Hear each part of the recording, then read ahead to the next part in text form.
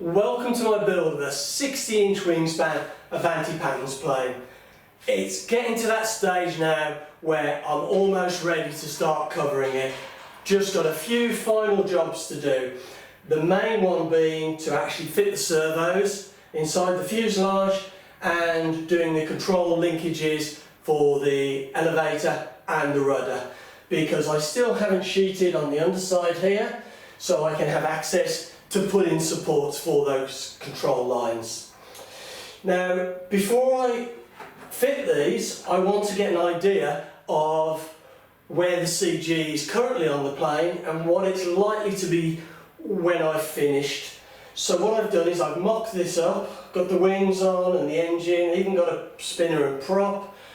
I've got some balsa here to represent the weight that's going to go underneath for the underside of the fuselage. Still a little bit of shaping there to do, so some of that will come off.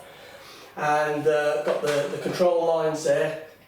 So, I mean, there's not everything, there's a few nuts and bolts here and there that still need to go on, but this is the bulk of it, and it'll just give me a general impression of whether it's nose heavy, spot on, or slightly tail heavy.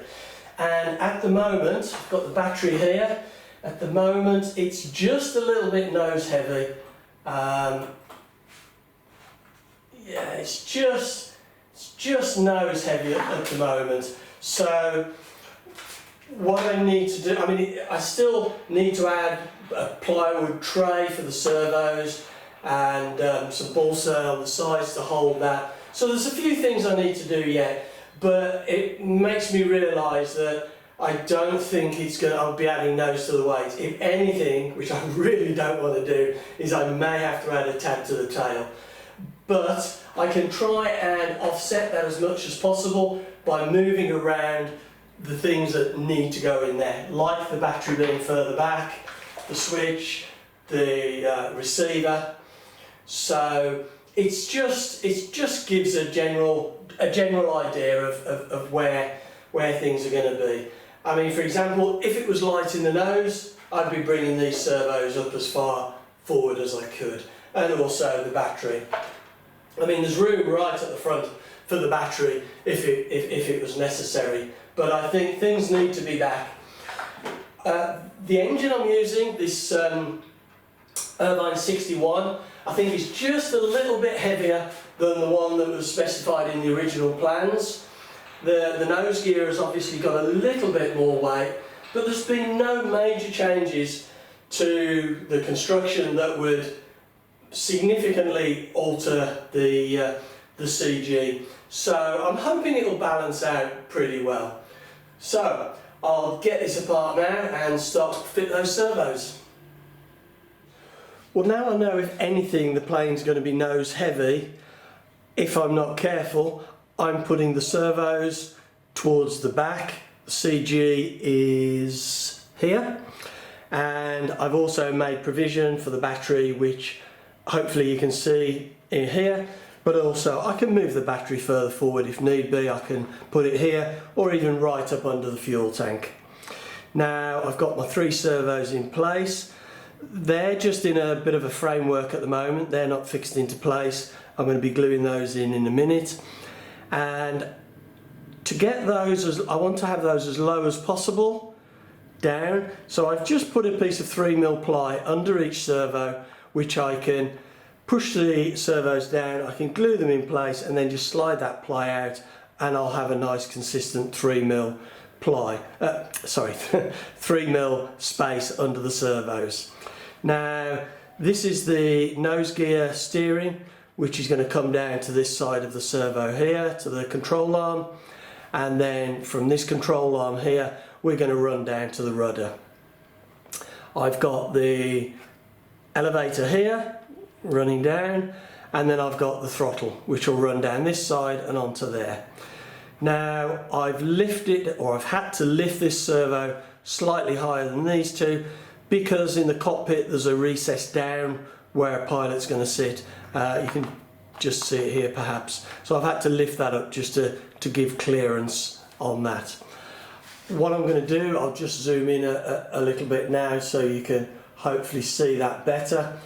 So what I'm going to do now is I'm going to epoxy all that into place, and then I need to work out the runs for the control linkages. I've obviously had wire on those that I'm going to use for the control lines, and just made sure that runs down nicely to where it needs to be.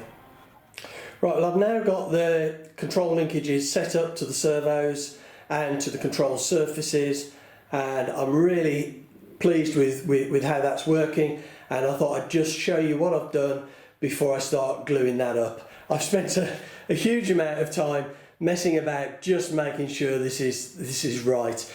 The fuselage is upside down now, so this is the underside, and we can see here we've got the linkage on the elevator and on the rudder, and these are lovely and smooth, very little friction on those, which is nice.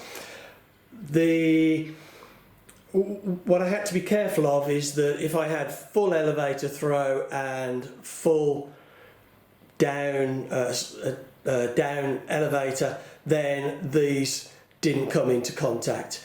And if you really push them to their max, then actually no, they still don't make contact. But those throws are huge compared to what is required. So I'm quite happy that there's enough clearance there to not cause a problem. And as I said, I've got these polyethylene sheaths that the 2mm steel wire is running in. I've wrapped the polyethylene in just a couple of winds of decorators masking tape, and that will hold onto the plastic, but it will give the glue something to glue onto the balsa. Once this has been epoxied in, I'll put a little bit of epoxy here and some on the inside. Once that's been epoxied in, I'm going to cut these and sand them flush, so you've just got the holes visible coming out of the fuselage, so it will look really sleek.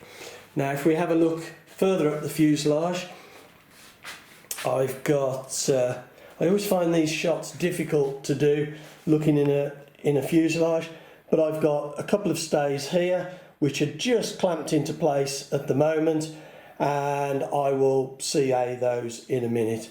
And similarly, I've got the masking tape wrapped around that, ready to have just a dab of epoxy on. And if we look in the fuselage there, I've already done that stay there, haven't glued it yet, but I've got this stay just gripped into place, and you can see there's just a little bit of masking tape on that as well. What I've done with these on the control horns here, I've tried to put them in the outermost holes, and there's flexibility within the control wires to go down one or two if necessary. It's just if I can get them in the outer control, the outermost holes there, and then up here where we've got the servos, I've kind of lined them up, the wire up, so it's just touching the underside, because I'm going to put a Z bend that's going to come up and along, and that's the same on both. And I put them in the outermost hole on the horns, and on the servo I'm hoping to have them quite a way in, maybe there or here, to get the maximum movement out of the servo arm, which will give me more sensitivity. So I want to use as much of that movement as possible. Obviously I need to leave some in reserve in case I want to increase the throws. So, but there's flexibility in that without altering the resistance. It's still quite a nice, even if it's there or if it's there, it's still nice and smooth. If we have a quick look down at this end, and we can just see those moving, that's lovely and smooth now. I'm quite pleased with how that's worked out. There we go. So I'm going to get that epoxied into place now, and those stays just held in with CA, and then I can get that bottom of the fuselage sheeted. Right, well, I've now finished the control linkages, and the last thing to do was to just to cut these tubes, these polyethylene tubes that the control rods run in, just to cut those off nice and flush and to sand those, and also to profile the underside of the fuselage, just to put quite a nice curve on that. It's amazing when I've done one side and not the other to see the difference it makes from having that square edge before I'd done it. Really made it look quite chunky, but now that's just added a really nice sleek profile to it, which I'm really pleased about. The only other job I've got to do now before I cover it is I need to put on a little bit of epoxy just on the tips of this tailplane, and also on the wingtips on the wing, and then once I've done that I'm just going to give everything a really nice sand, and I may just put a little bit of filler, just a very slight, there's just a few little divots which are irritating me a little bit, and I've just caught it here a little bit, so I may just put a very slight bit of filler on that and just take that out.